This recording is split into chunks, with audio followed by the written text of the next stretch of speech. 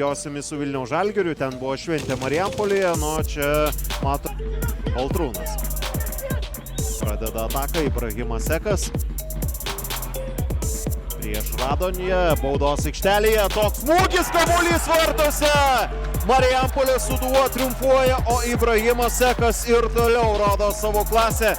Ne tik, kad vienas geriausių jaunųjų lygos žaidėjų, bet ir apskritai pagal savo klasę vienas geresnių žaidėjų apskritai, ne tik žaidžiant savo 14-asias rungtynes, taip pat lieka šią minutę su 10 praleistų įvarčių. Tiesa, Kaderas Andžoja Abdelas kovoja iki galo, kamuolys vartuose, Hegelman rezultatą lygina.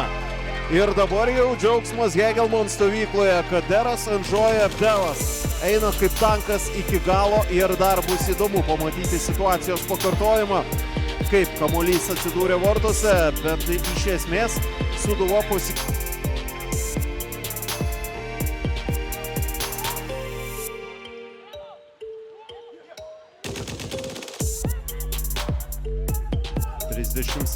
Vedadas Radonė, dabar Faustas Steponavičius jau beveik baudos aikštelėje, jos smūgis.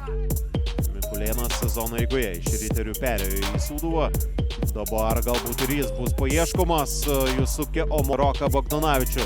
Sėdi Sanoko, lieka su kamuoliu, Sanoko smūgį. Tiek Arklius, Sūduva dabar jau su kamuoliu.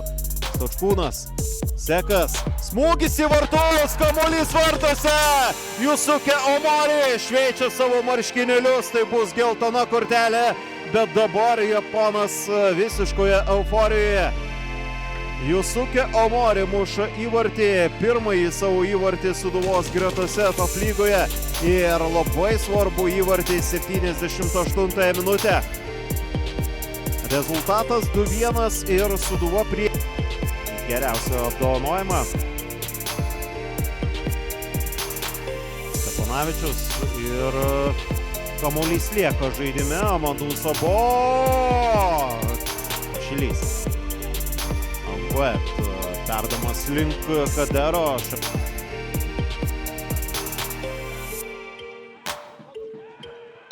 Kaderas Andžoja Abdelas! Kamuolys vartuose, Hegelman antrą kartą lipa iš duobės ir lygina rezultatą.